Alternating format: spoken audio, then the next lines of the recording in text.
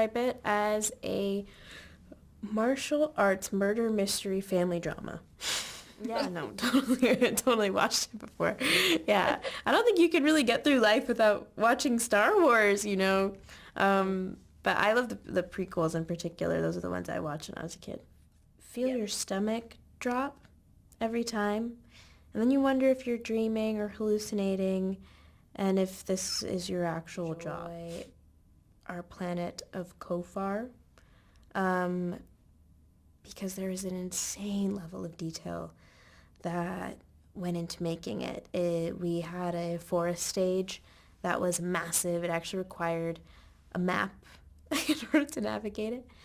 And I mean, and it was, every single inch of it was so detailed, like to the way rocks were painted and the way pollen would float out of plants. We had live plants, we had fake plants, we had alien plants that were intermingled with the live plants. We had trees, we had vines, there was a small stream running through it. Like there was so much detail. Totally. I mean, you know, that was my first fight sequence, which meant that it was the most challenging. Actually, later in the show, I think I get better.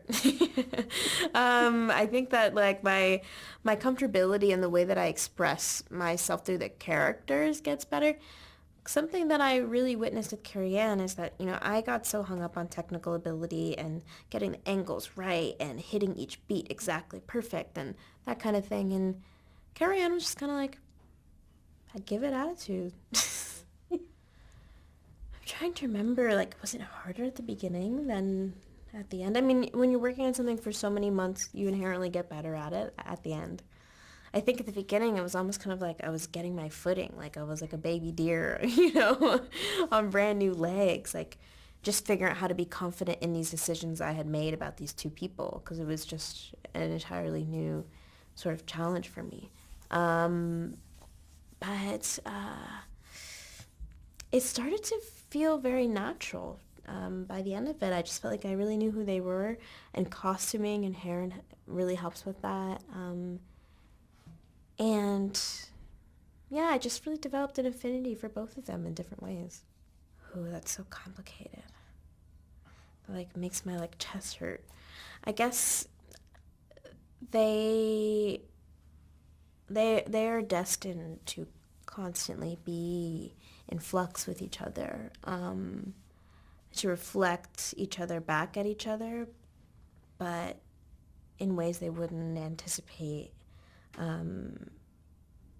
They need each other to survive. Yeah. Well, I think that they have universal messages that anybody from anywhere can relate to and learn from. And I think there's also a lot of different influence from around the world. There's a lot of Eastern philosophy and sensibilities, and there's lightsabers, which make them feel like samurai films, but they also feel like Westerns. And so I think there's all these just like wonderful elements of filmmaking and the legacy of filmmaking that contributed to Star Wars when George Lucas made it in 1977.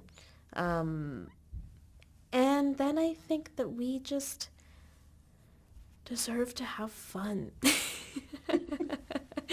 And I think the lightsaber, like, is just kind of the epitome of that. You know, it's just like a beam of glowing, questionably radioactive, piping hot material that glows. Like, I can't really think of anything more fun.